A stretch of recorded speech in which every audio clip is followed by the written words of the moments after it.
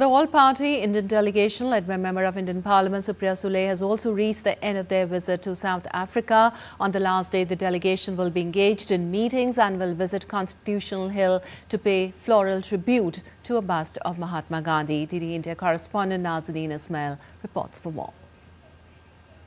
All-party delegation is set to conclude its official visit to South Africa with a series of high-level meetings in Pretoria and Johannesburg. The delegation will hold discussions with government leaders, influential stakeholders and think tanks, reinforcing strategic cooperation and joint efforts in global peace and security. In a symbolic tribute, the delegation will also lay flowers at the Mahatma Gandhi bust at Constitution Hill, honouring the shared legacy of the father of the nation and his historic ties to South Africa. Well, earlier on Wednesday, the all-party delegation attended a series of meetings with members of the South African government and dignitaries as part of their international outreach on terrorism.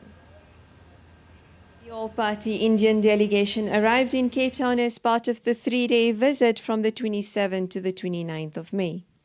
The delegation interacted with South African dignitaries, members of the National Assembly, including the chairman and other members of the Parliamentary Portfolio Committee on International Relations and Cooperation.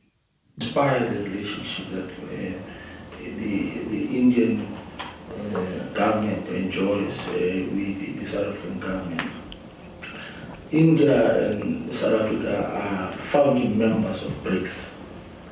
When the first inaugural meeting of BRICS took place in June 2009, India was one of the most important and instrumental member countries.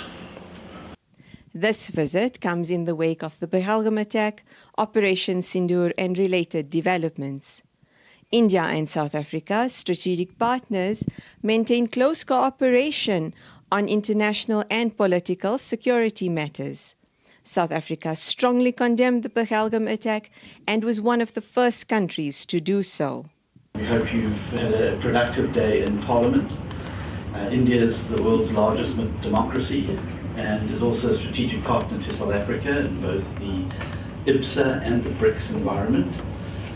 We regard India as a very important trading partner and a very good diplomatic partner as well. On a personal note, I'm a huge fan of India and your country. Both nations took a united stance with India to condemn terrorist attacks in all forms and manifestations. The delegation observed a moment of silence for the victims of the Pahalgam attack. Well, the Honourable Prime Minister's wish was to send 7 groups out to the entire world to tell them the real story of what exactly happened in Pahalgam.